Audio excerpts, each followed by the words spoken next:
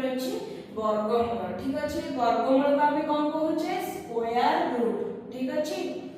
तो देखिबा वर्गमूल काहाकू कुहा जाय। तो वर्गमूल काहाकू जे जानिया पूर्व हम प्रथम गोटे उदाहरण नबा। ठीक अछि, उदाहरण कोन नबा,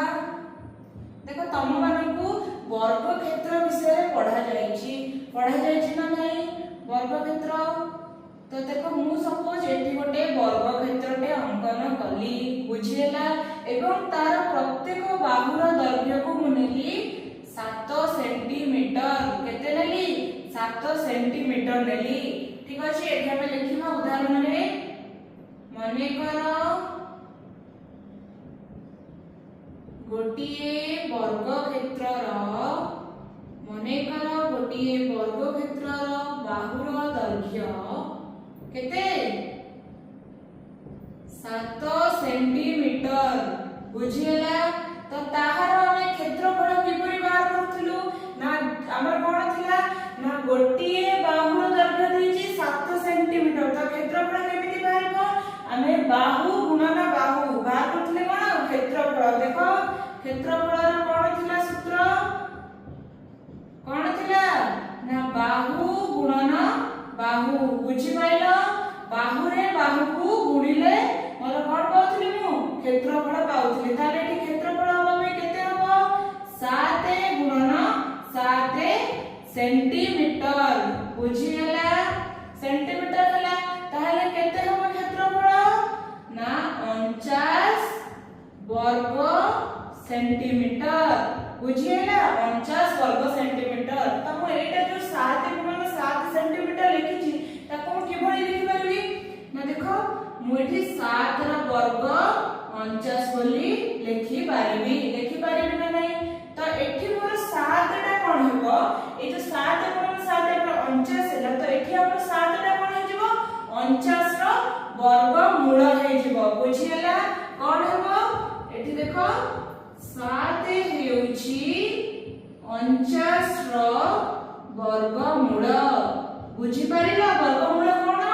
ना आमे देखो एठी बाहु सहित बाहु को गुणी की हम क्षेत्रफल निर्णय करथिले एवं से जो बाहुर दैर्घ्य हमर थिला सेटा होछि हमर क्षेत्रफल रो वर्गमूल बोली लिखिले। ताले एठी कोन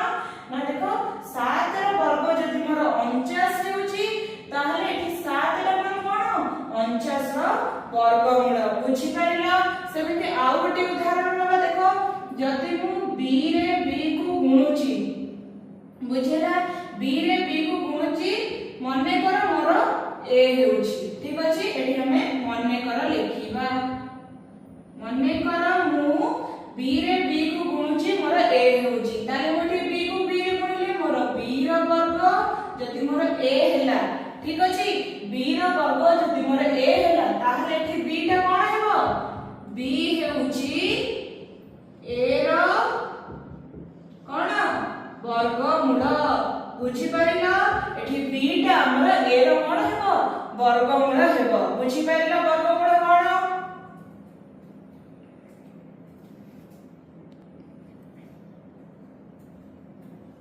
तापर देखो पिला माने हमें आउ गोटे उदाहरण नबा। देखो जे परि मु 8 रे 8 गुणुची मोर केते होची 64। तो मु कोन जानुची ना 8 रा वर्ग हेउची मोर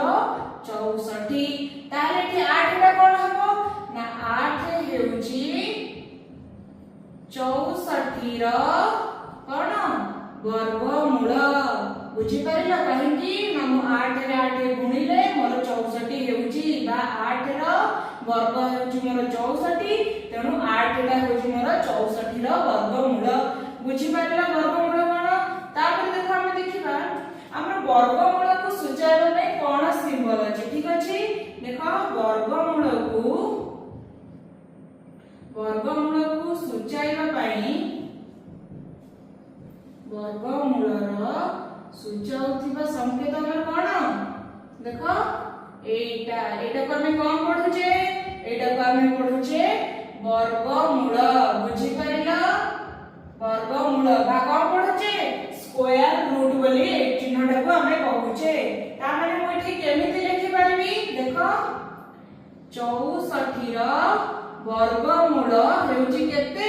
8 बोली लिखिबी। बुझि पारिलो जेउ संख्यार वर्गमूल बाहर करिबार देथिबो एवं जेति आंसर को लिखि बुझी हला एटी मोर 64 रो वर्गमूल हला 6 64 रो वर्गमूल हला 8 बुझी पारिलो सेही परि देखो मते कुहा हेथिबो कि देखो n अछि गोटे संख्या बुझी पाइलो n को n रे गुणिली मोर केते हैला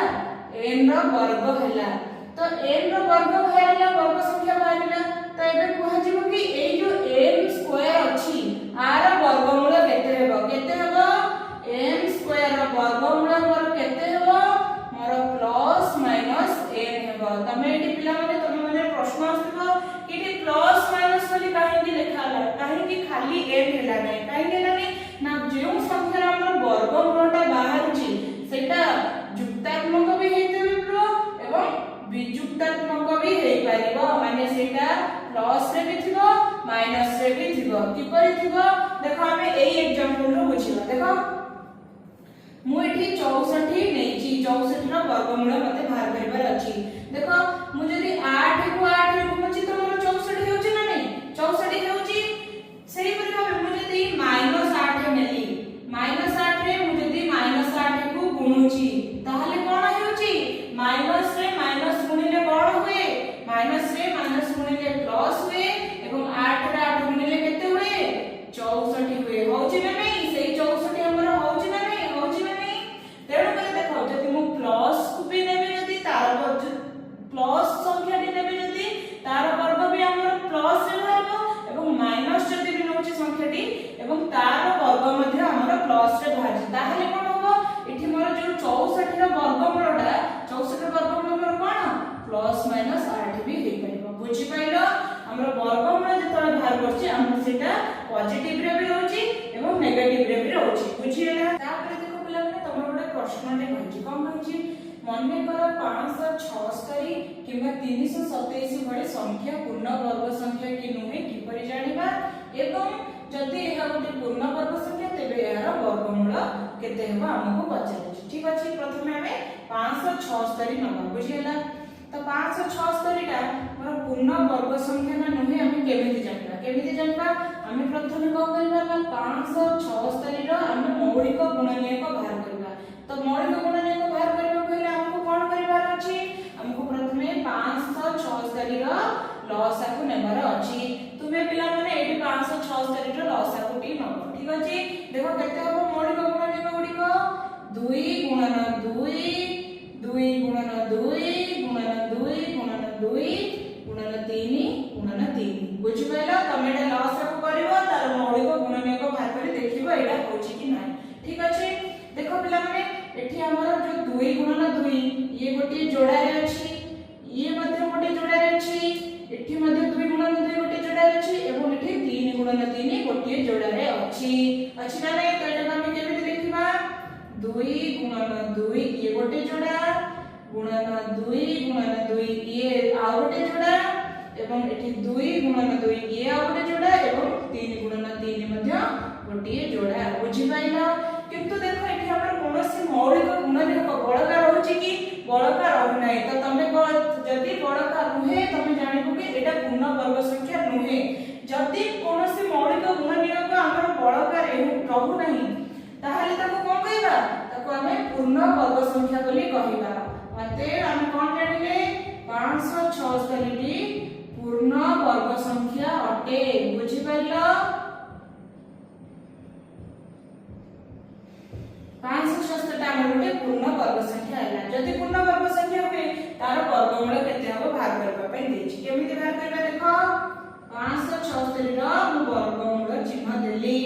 तो कोन करबी देखो एटा मोर अछि ना नै तो मु एठी 2 गुणन 2 को मु केते लिखि परबी 2 रो वर्ग बोली लिखि परिबी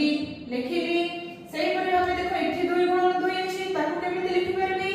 2 रो वर्ग बोली लिखि परबी पुणी एठी 2 गुणन 2 अछि ताकू केमिति लिखि परबी 2 रो वर्ग बोली लिखि परबी से पर एठी 3 गुणन 3 अछि मु तो केमिति लिखि परबी 3 रो वर्ग बोली लिखि परबी बुझि पाइलो ये जो हमर जो थिला हमर वर्गमूल चिन्ह थिला हमें आ ऊपर देई दबा बुझि पाइलो तो केते होबो देखो पिला माने केते होबो देखो एठी 2 रो वर्ग एठी अछि 2 रो वर्ग अछि एवं ता ऊपर हमर वर्गमूल थिला ताले एठी केते हे जबो 2 एठी सेमती 2 रो वर्ग अछि ता ऊपर वर्गमूल अछि हमर केते हे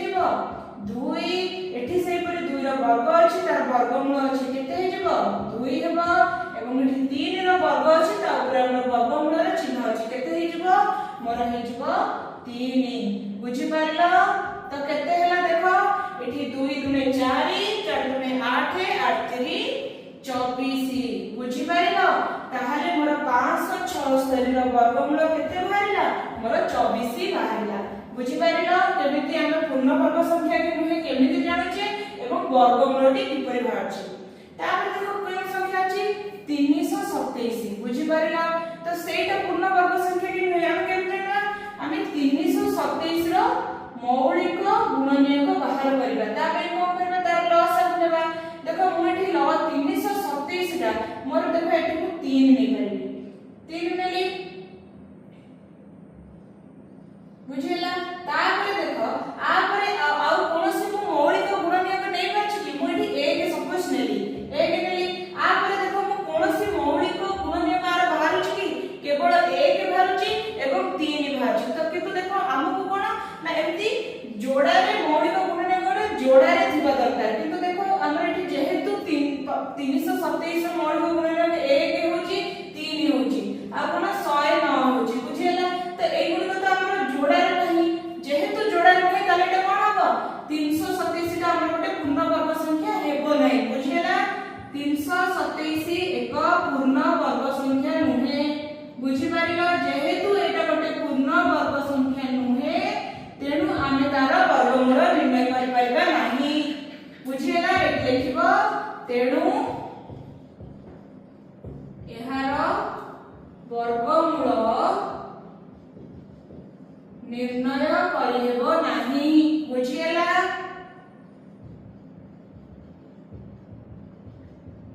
बुझिला तापर देखो पिला माने तमर गोटे प्रश्न कहिछि कोन कहिछि ना गोटे पूर्ण संख्या को ता निज सहित गुणन करले एक पूर्ण वर्ग संख्या मिलिथाय ना नहीं तेबे कोन कहिछि गोटे संख्या को एहर मौलिक गुणनीय मानकर गुणफल भाବରେ प्रकाश कले एहा पूर्ण वर्ग के नुहे जानिबा सहज हेबो कि जानिबा सहज हेबो ना नहीं सहज हेबो तो कोन लिखिबा हां केते बेले सहज हेबो ना जति मौलिक गुणनीयक गुडिकर जदि मौलिक गुणनीयक गुडिक जोड़ा भाबरे प्रकाशित हेउथिबो बुझि पाइला जदि मौलिक गुणनीयक हमर जोड़ा हे कि रहिथिबो ताहे कोन हेबो हम सेटा पूर्ण वर्ग संख्या बोली जानि परिबा जदि पूर्ण वर्ग संख्या बोली जानि परिबा त हमर वर्गमूल बाहर करबा मध्ये सहज हेतिबो बुझि पाइला देखो तापर हम गोटे एग्जांपल नबा सपोज मु नेली 324 बुझेला तो 324 रो हमें कोन हमें मौलिक गुणनीयक बाहर करबा सेति पई हमें 324 रो लसागु नेबा बुझेला पिला माने तमेटी 324 रो लसागुटी नेबो तो लसागु नेबो एबे देखिबा 324 रो मौलिक गुणनीयक गुडी को की ना 2 गुणन 2 गुणन 3 गुणन 3 एवं 3 गुणन 3 ए सब होची 324 रो मौलिक गुणनीयक एबे देखो हमें ए सब देखो 2 गुणन 2 गोटे जोड़ा रे अछि 3 गुणन 3 मध्ये गोटे जोड़ा रे अछि एवं ये 3 गुणन 3 मध्ये गोटे जोड़ा रे अछि तो हम कोन लिखि परबी 2 गुणन 2 गोटे जोड़ा रे 3 गुणन 3 गोटे जोड़ा रे एवं एठी मध्ये 3 गुणन 3 गोटे जोड़ा रे अछि तो हमें एबे कोन करबा 324 रो वर्गमूल बाहर करबा वर्गमूल बाहर करबा पहिले मते आ ऊपर वर्गमूल रो चिन्ह दबार अछि देखो हम एठी चिन्ह दबा 2 गुणन 2 गुणन 3 गुणन 3 गुणन 3 गुणन 3 बुझिला तो एटा केते हे जबो देखो 2 पुरे 2 गुणिबा जहा 2 रो वर्ग लिखिबा सेया ना नहीं एठी लिखिबा देखो 2 रो वर्ग लिखिली एठी मु गुणन चिन्ह अछि एठी गुणन चिन्हटी दबा एठी देखो 3 रे 3 गुणिबा जहा 3 रो वर्ग मध्ये लिखिबा सेया ना नहीं सेया बुझिला तापर एठी सही पर देखो 3 गुणन 3 अछि मुठी लिखिली 3 रो वर्ग बुझि पारिलो तो एबे देखो एठी मोर 2 रो वर्ग अछि এবং तापर वर्गमूल अछि ताने एटा केते हे जिवो एटा हे जिवो 2 गुणन एठी 3 रो वर्ग अछि तापर वर्गमूल अछि एटा केते हे जिवो एटा हो जिवो 3 पुणी देखो एठी मध्ये 3 रो वर्ग अछि ता ऊपर वर्गमूल अछि ताने केते हे जिवो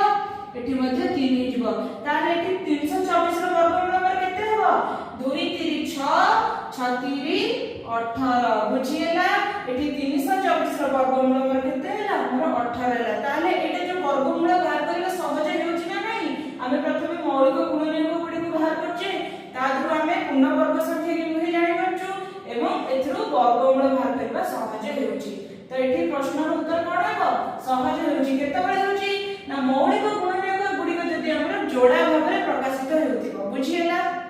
तापर देखो पिलाने तमरो आ गोटे नेक्स्ट क्वेश्चन अछि कोन ना 156 गोटी पूर्ण वर्ग संख्या की 156 टा पूर्ण वर्ग संख्या में जानिबा हम कोन करबा प्रथमे 156 रो मौलिक गुणनीयक बाहर करबा सेति हमकु 156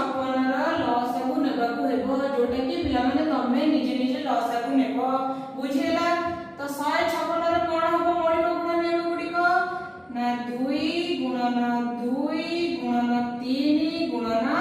13 एसब होची हमर 156 रो मौलिक गुणनीयक। तापर देखो कोन अछि देखो एठी हमर 2 गुणन 2 गोटिए जोड़ा रे अछि बुझिएला किंतु तापर एठी ना 3 तो गोटिए जोड़ा रे नाही किबा 13 मध्ये गोटिए जोड़ा रे नाही तेबे कोन हेबो 156 टा हमर पूर्ण वर्ग संख्या हेबो नाही काहे कि ना आमे जानिचु जदि मौलिक गुणनीयक गुडिको गोटिए जोड़ा रे रहि थांती एवं कोनोसी मौलिक गुणनीयक गुडिको जदि हमर बड़का न रहे तेबे कोन हेबो ना सेटा गोटे पूर्ण वर्ग संख्या हेबो किंतु 156 रे कोन होची देखो 2 गुणन 2 गोटे जोड़ा रे अछि किंतु ना 3 गोटे जोड़ा रे अछि ना 13 मध्ये गोटे जोड़ा रे नाही ताहले कोन अछि देखिबा 156 गोटिए पूर्ण वर्ग संख्या नुहे बुझिएला। काहे कि कोन पे नुहे कारण एहार मौलिक गुणनीयक गुडिको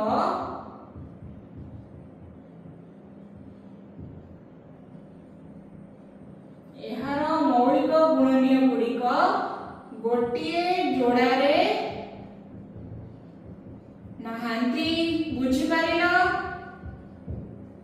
तापर देखो पिला माने तापर अछि तमर गोटे क्वेश्चन अछि देखो मौलिक गुणनीयक गुडिक निर्णय करी 1156 एवं 2800 हमर पूर्ण वर्ग की नुहे परीक्षा करबा पई देछि। तो पूर्ण वर्ग संख्या किने जाना पे प्रथम को करे देखो प्रथम हमें 1156 नेबा ठीक अछि 1156 रो हमें मौलिक गुणनीयक गुडिक बाहर करबा केमिति बाहर करबा 1156 रो लसागु नेबा जोडे कि पिला माने तमे घरे लसागु टी नेबा। तो एबे देखो 1156 रो मौलिक गुणनीयक गुडिक की ना 2 गुणन 2 गुणन 17 गुणन 17 बुझिएला। देखो एठी 2 गुणन 2 गोटे जोड़ा रे रहि परिबो एवं 17 गुणन 17 मध्ये गोटिए जोड़ा रे रहि परिबो बुझी परिला। ताहाले जदि जोड़ा रे रहिला देखो एठी कोनोसी बड़ मौलिक गुणनीयक बड़का नाही तेनु कोन हेबो ना एटा गोटे पूर्ण वर्ग संख्या हेबो ताले कोन ना 1156 गोटिए पूर्ण वर्ग संख्या बुझी परिला। तापर देखो हम कोन करबा बे 28 रो भाग करबा ठीक अछि 28 रो प्रथमे 28 रो लसागु टी नबा ठीक अछि जोडे के पिला माने तमे घरे नेबो बुझिएला। तो 28 रो मौलिक गुणनीयक गुडिक के हबा लिखिबा 2 गुणन 2 गुणन 2 गुणन 5 गुणन 7 ए सब होची 28 रो मौलिक गुणनीयक। एबे देखिबा जोड़ा रे अछंती ना नाही 2 गुणन 2 गोटे जोड़ा रे अछंती एठी 2 गुणन 2 गोटे जोड़ा रे अछंती 5 गुणन 5 मध्ये गोटे जोड़ा रे अछंती किंतु देखो हमर 7 टा जोड़ा रे नाही एटा हमर बळपा रहि जाईची तेणु कोन हेबो एटा हमर 28 टा पूर्ण वर्ग संख्या नुहे बुझी पारिलो